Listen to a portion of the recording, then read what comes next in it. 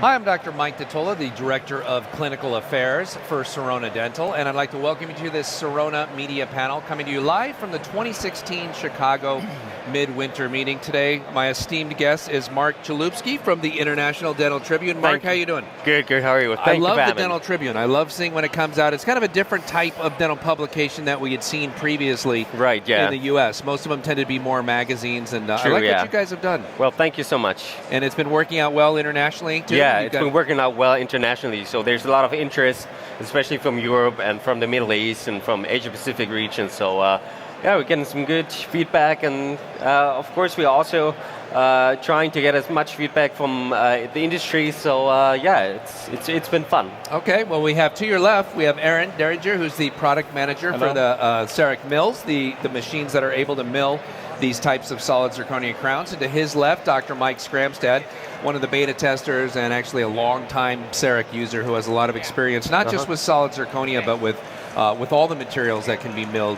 in a chairside fashion and delivered in a single visit to the patient. So as we get going, I just wanted to give you the opportunity to ask some questions to us, and it doesn't have to be to anybody in specific, or it can be to somebody specific, and we'll give you the best answer that we can. Okay, well, thank you so much. Sure. I'm just interested in zirconia first. So what are the major advantages, Mike, of the material compared to conventional materials that dentists have been using?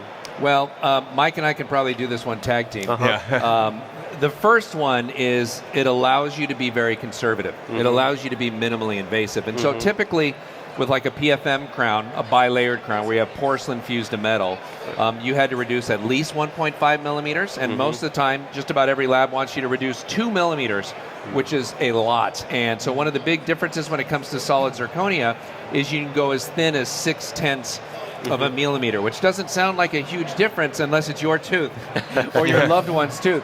But when it's your tooth, or even when you're a dentist, it's just a lot nicer to be conservative in the way that you prepare it, because these crowns can be made so much thinner. Mike, you have one you want to add to that list?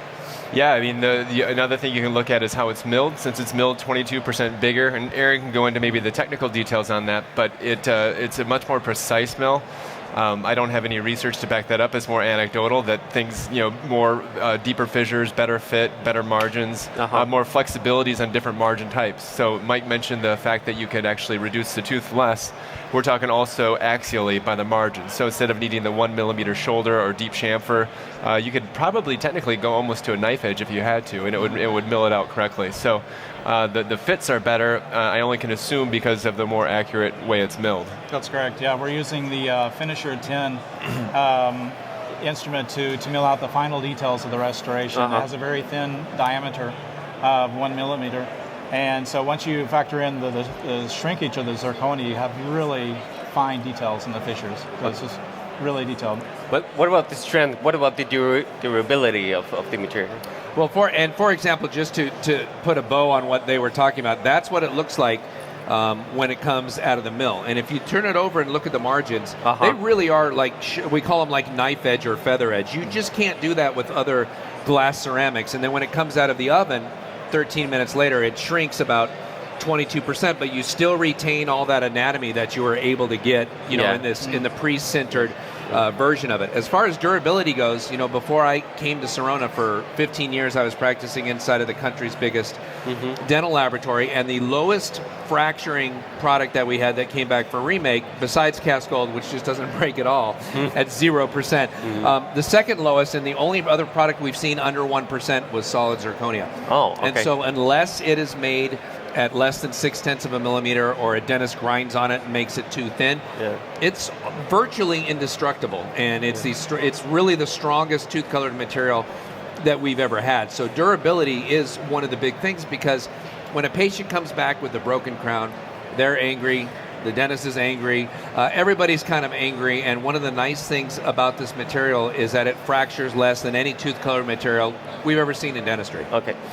So what about the aesthetic aspect? I mean, so it's tooth colors. So do you have any experience with other materials that are not as strong, but they still look aesthetic? So what is your experience? Well, some of the original materials for the CEREC system were like feldspathic porcelains, which are still the prettiest porcelains, the most translucent porcelains we have today, but they're also the weakest. And so this is a trade-off that you see all the time. with feldspathic porcelain here, and then you have zirconia here, the strongest, but not as translucent and not as aesthetic. And so I think a smart dentist will use a variety of materials, which can be used in the Sirona chairside system, and decide, okay, well, these are going to be some porcelain veneers. I'll use the feldspathic. Yeah. This is going to go on a second molar where there's 3 times the bite forces is in the anterior. I'm going to go with something that doesn't need to be as aesthetic because their cheek is here and their tongue is here. Yeah. You almost can't see it, but I'm going to put something back there where if they decide to open a Heineken bottle, I used a German beer just for you. If they decide to open a Heineken bottle with their teeth, it's not going to break that crown. But that's good to know. Mike Skramstad did a lot of really aesthetic restorations. I thought he was going to hate this material. How do you feel about it, Brian? No, I think when you're talking about what the patient's expectations are of a restoration of the molars, I think they really only care about probably 3 things. Is it white? Exactly. Is it smooth? And does it not hurt?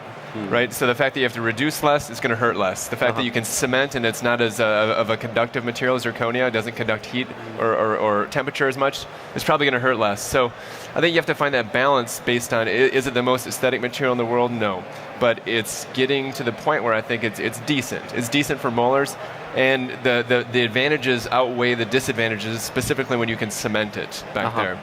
So I think every case is different. It's a judgment call. I've also done some molars where maybe it was even the molars were showing in the smile, maybe a little bit more aesthetic case, and then you move to a different material that's more aesthetic. But again, from a technical aspect, that's probably the easiest thing for you guys to fix is the translucency of the material. They've already overcome the hardest aspect of making it fast. So. Okay.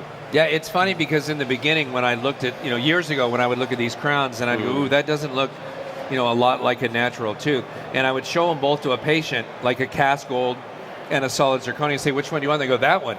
And I'd say, well, it doesn't really look like a natural tooth. And they'd point to the gold and go, you think that one does? And I was like, well, okay, that's a fair point. And so Mike's right when he says tooth colored. That's really what patients want. They don't necessarily, for their molars, need something that's a dead-on A2, perfectly translucent, looks like a natural tooth. They want something that's not going to be shiny, right? Not like gold, and show from the back, and not going to break, when they bite down on it at the same time, or have to worry about what they're chewing for that matter while they do it. And you really don't have to worry with this material. And Mike mentioned being able to cement it, because of the high strength nature of this material, and you really should cement these. One of the things that it is so strong that when it comes time to cut these off, it's more of a challenge than cutting off feldspathic porcelain or a PFM, for example. And so by cementing these, not only do you make your life and the patient's life easier because it's an easier cleanup, there's less post-operative sensitivity when you cement it versus bond it. When you do have to take one of these off someday because the patient forgot to brush around that for the last 8 years and now they have recurrent decay, it's much easier to cut it off and take it off when it's been cemented versus bonded. So I think all of these concerns and all these kind of qualities of solid zirconia, I think they apply just as much to like German and French dentists as they do to American dentists. I know German dentists, I think, are really into minimally invasive dentistry, aren't they? They do, yeah, that's right, yeah.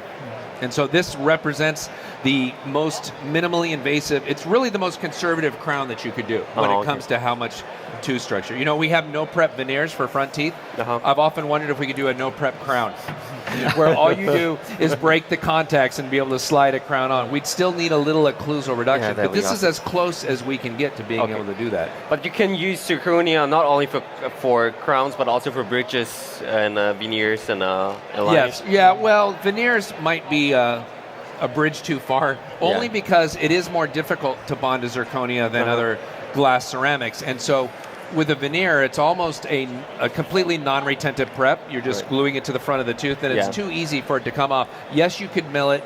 If Mike spent enough time staining and glazing it, he could make it look good.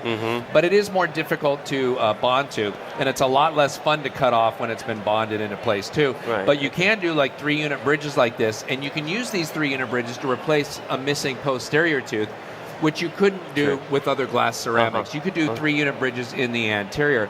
But it's amazing. Mike, talk about the workflow and how long it takes to mill, or Aaron, you can talk about if you know how long it takes to mill a 3-unit bridge like that. Yeah, basically, this was done with a 40 millimeter size medi block and would take typically 30, 35 minutes to dry mill. It doesn't matter, I want to also add, What we're showing today is the dry milling of zirconia. This is also possible with wet milling. Also the crowns that we've been showing as well. You have the same results with wet milling as with dry milling. So there's no difference to the quality in the restoration itself.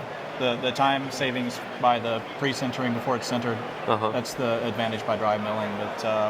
But basically, anything that's done with a Medi-sized block can be then sintered with our Speedfire sinter oven. And anything done? I mean, I think it's pretty, the way I look at it as far as the time perspective, if I was doing a single unit restoration of maybe a little under 90 minutes, like the hour and 25 minutes, a bridge would probably push me to the 2-hour mark. But I mean, a chairside bridge in 2 hours is pretty good.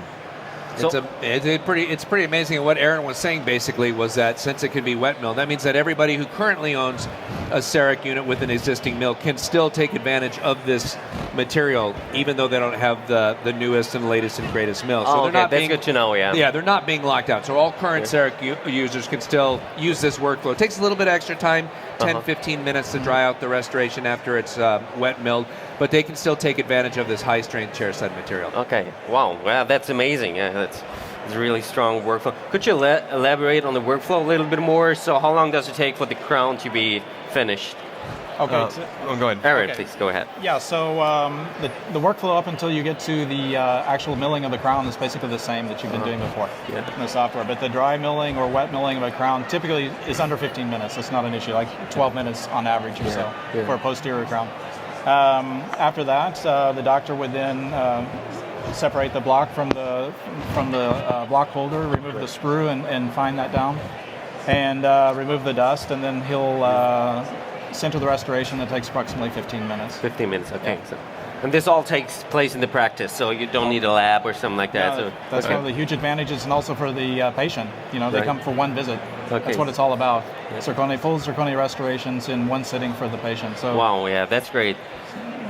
For our international dentists, what about general availability? I mean, when does it come out, the whole system? Well, all of the milling units that we start delivering this week will have the dry function. Okay. With the center ovens, we'll start delivering those in May. Wow. Okay. So this is going to be available in May, also in Europe, or just for the okay. Yeah.